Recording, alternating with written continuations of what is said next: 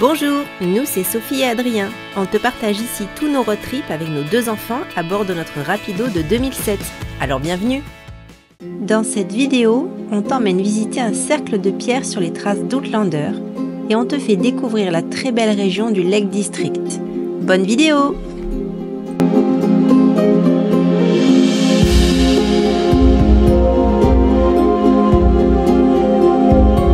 On vient d'arriver aux pierres de Castlereagh Stone Circle, cercle de pierre.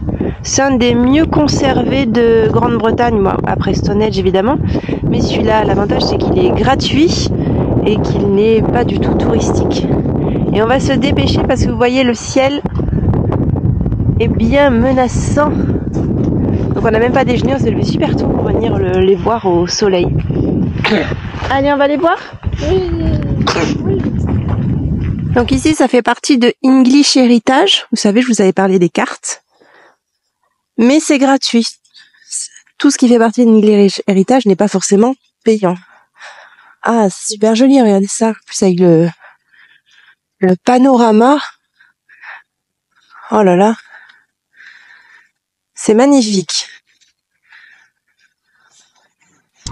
Le cercle de pierre comprend 38 pierres, il fait plus de 30 mètres de diamètre, il a été érigé il y a plus de 4000 ans. Comme beaucoup de cercles de pierre dans le monde, celui de Castlereagh n'échappe pas à ses nombreuses légendes. Ainsi, selon la tradition locale, les pierres de Castlereagh seraient en réalité des hommes transformés en pierre par un puissant magicien. Une autre légende raconte qu'il est impossible de compter le nombre exact de pierres. On dit que chaque tentative de dénombrer les pierres aboutit à un chiffre différent. Alors, à votre avis, est-ce que nous avons trouvé le bon nombre de pierres ?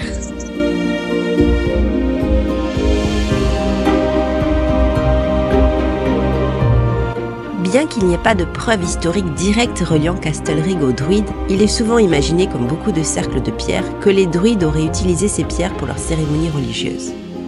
Aujourd'hui, ce lieu est apprécié pour ses vibrations spirituelles et on y trouve souvent des personnes en quête de méditation. Nous y avons d'ailleurs croisé un petit groupe ce jour-là en pleine séance.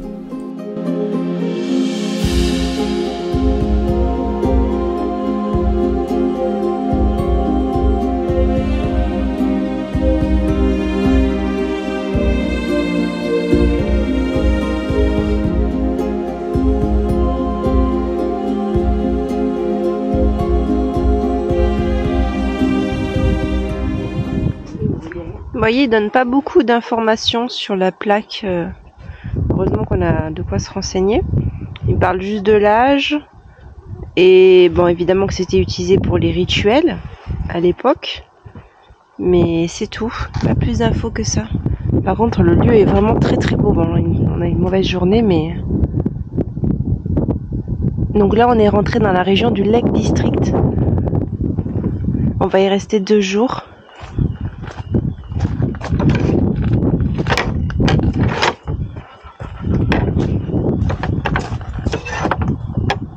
Bien fermé pour les moutons, pour pas qu'ils s'échappent. Vous avez vu cette caravane comme elle est jolie? Et encore et toujours le camion de glace. C'est fou ça, on fait des glaces à longueur de journée, même quand il fait moins 25. Ben nous on va déjeuner maintenant, mais pas des glaces.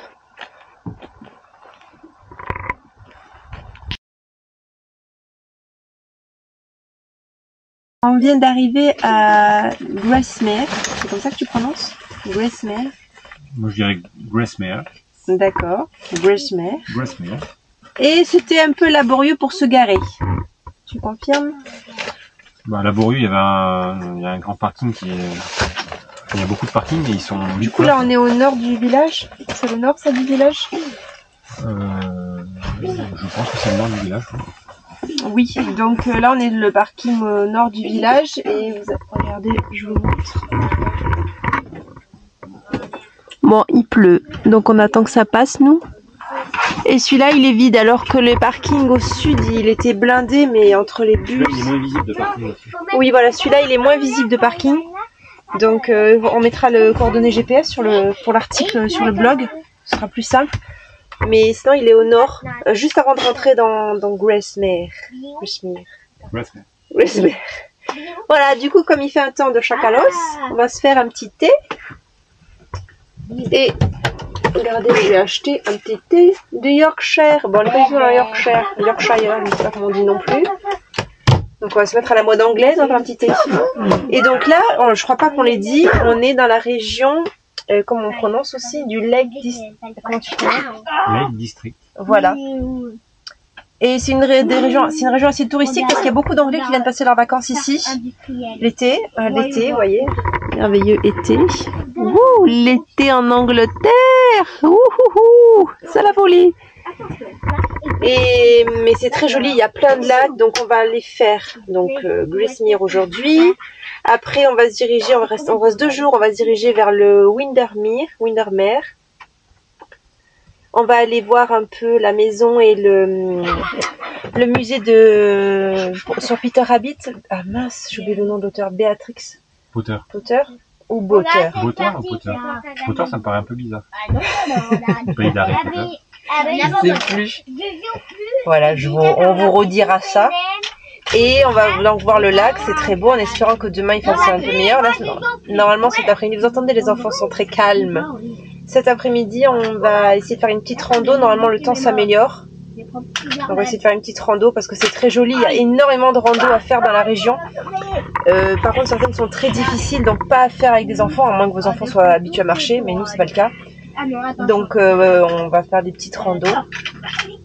Et voilà, et donc on va vous emmener visiter le village tout à l'heure.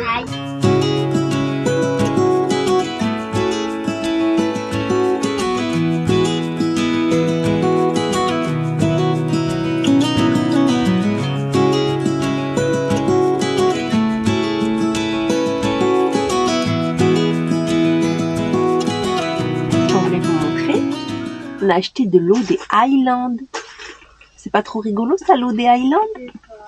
Il y a même le chardon qui est le symbole de l'Écosse. Voilà, c'est de l'eau avec le goût de l'eau. Mais c'est de l'eau des Highlands. Je suis impressionnée d'avoir acheté de l'eau des Highlands. C'est incroyable, vraiment le goût de l'eau, c'est... Donc à midi, on va manger des légumes. Et après, on a acheté des petites pailles comme ça. Vous en trouvez énormément dans les supermarchés, des pailles. Normalement, c'est une personne. Nous, on les partage parce que c'est vraiment énorme. Vous vous rendez pas compte, mais 440 grammes. C'est énorme. Donc nous, on les partage en 2. C'est 3 livres la paille. Et vous en avez partout dans les supermarchés, différentes végétariens, viande, poisson. Il y en a énormément. Il y a un rayon entier de paille, en fait. Et c'est vraiment très bon. On va aller visiter le village, ça y est, il pleut plus, du coup je vous montre le parking. On est le seul camping-car sur ce parking. Après il y a le premier parking qu'on a essayé, je vous disais, qui était au sud, il était blindé. Celui-là il est pas mal, parce qu'il y a beaucoup de place. Et là il commence à peine à se remplir alors qu'il est 14 h. Donc venez en camping-car, venez à celui-là. Et en termes de prix... tu mets 3 heures, 6 livres. 3 heures, c'est largement suffisant, c'est tout petit. Par contre, c'est pas donné. 3 heures, 6 livres, poids. On sent que c'est touristique, hein. Tu passes ta carte? Ouais. Little sad eyes,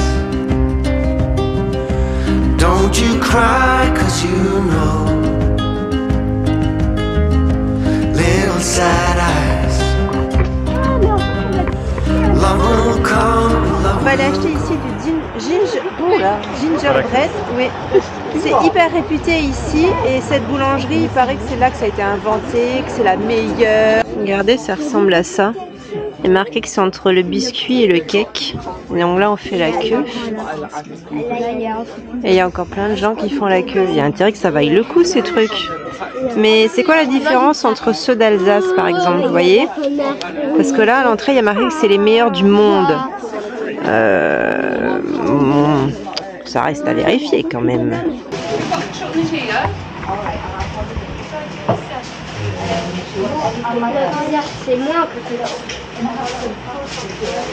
Alors, le pain d'épices de Sarah Nelson date de 150 ans. Je fais mon reporter. On a fait la queue 10 minutes pour en avoir. Ça ressemble à ça. Voilà. Ça sent super bon.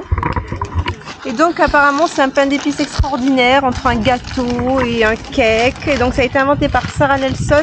Elle a été enterrée ici et elle est hyper célèbre au Royaume-Uni. Elle est considérée comme l'une des meilleures cuisinières de son époque. C'est super joli là. Oh.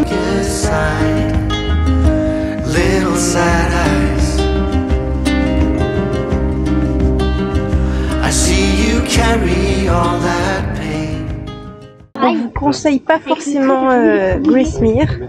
On en a fait le tour en un quart d'heure à peine. Il n'y a pas grand chose à faire. Il y a beaucoup de restaurants, de cafés, de bars. Mais à part ça, il n'y a pas grand chose à faire. C'est plus touristique qu'autre chose. C'est très joli, attention, mais c'est plus touristique qu'autre chose. Et finalement, à part la boulangerie pour le pain d'épices, et encore, ouais, si vous devez choisir, peut-être aller plus vers Humbleside, d'autres villages vers le bas, en descendant encore. Un peu plus grand, il y a plus de choses à faire.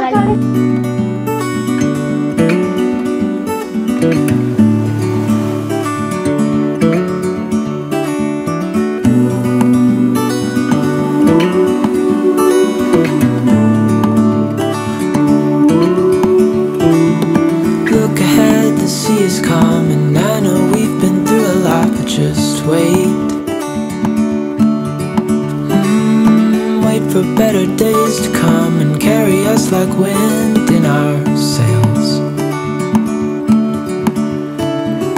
Hold on tight, I can smell the shore, it's right in front of us if we just hold.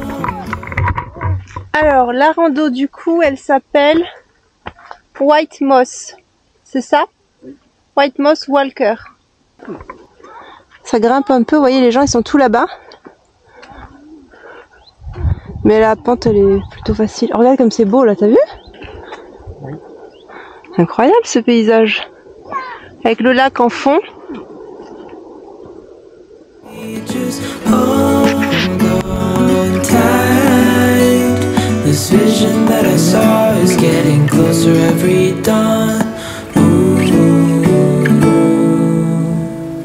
We are dreamers of the shore.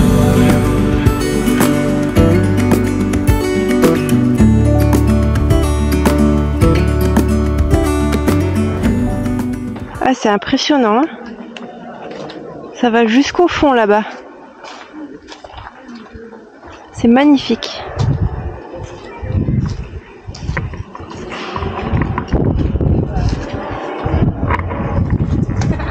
Et donc ici, c'est pas une grotte naturelle, c'est une ancienne carrière d'ardoise.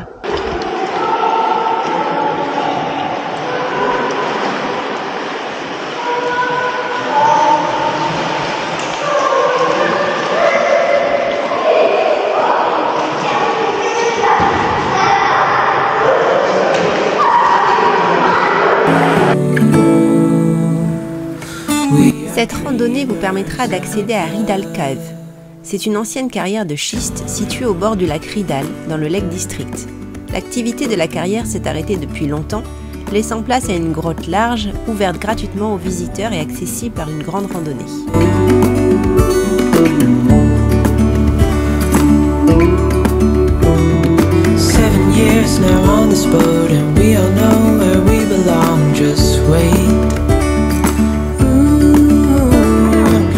Là vous avez de l'ardoise, alors les gens ils font des petites tours avec, les enfants en ont fait une.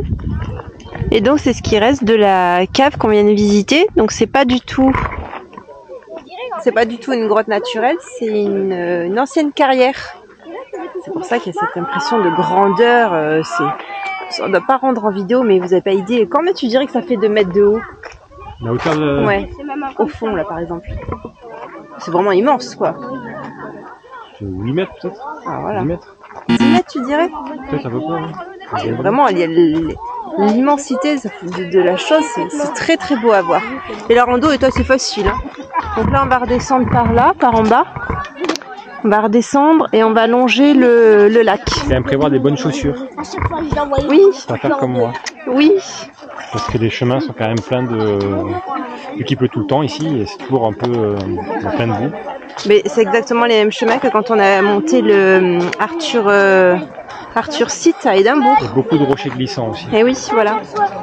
Ah oui, oui. Maman, regarde un petit Arthur.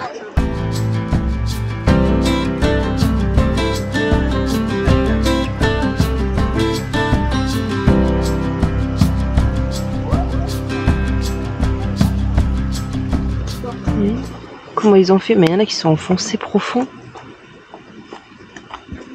Bah avec un marteau, non? C'est quoi? Bah il n'y a pas trop de gens. Mais alors pourquoi enfoncer des pièces dans le tronc d'arbre? Peut-être que ça porte bonheur, je ne connais pas cette tradition.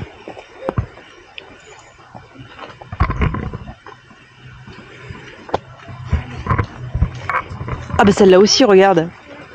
Celui-là il est carrément énormément, regarde ça. Oh bah alors ça. C'est des cailloux. Mais c'est pas du tout des cailloux, regarde, c'est des pièces. Là t'as 10 pounds. Ah oui. Mais oui, c'est des pièces. Ouais, c'est au marteau, oui. Oui, c'est un marteau, mais pourquoi faire ça? Nous avons su plus tard que ce phénomène est assez courant au Royaume-Uni, notamment dans le Lake District. Ce sont en fait des arbres à souhait ou des arbres porte-bonheur. La tradition consiste à enfoncer une pièce dans le tronc ou la souche en bois pour faire un vœu et porter chance. Malheureusement pour nous, ne le sachant pas, nous ne l'avons pas fait. Couldn't really settle down. Always on the run, I didn't want to slow down. But baby, then you came around. Yeah, you came around. No, I won't ever let you down. I promise you that I'll hold on. I know that it gets tough sometimes, so I'm here to remind you, love. The sun will shine. On est au camping Skelwith, je ne sais plus comment on dit. Donc dans le Lake District, il est immense. Là vous avez toute la partie camping-car, caravane, van, etc. Donc vous choisissez vous-même l'emplacement qui vous plaît le plus. Nous on est arrivé un petit peu tard, donc il n'y a plus de soleil hélas. Après ici vous avez une partie avec tous les mobil-hommes. C'est vachement sympa, regardez. C'est joli. Ah, ils sont vraiment chouettes les mobil-hommes. On espère que la vidéo vous a plu. Si c'est le cas, n'oubliez pas le petit pouce bleu et le commentaire, même juste un smiley, cela nous aide beaucoup. On se retrouve très vite pour la suite du voyage. À bientôt! So you thought you got it made for easy living, slipping out the back door. But it's not what you're made for, and there's nothing that is too late for.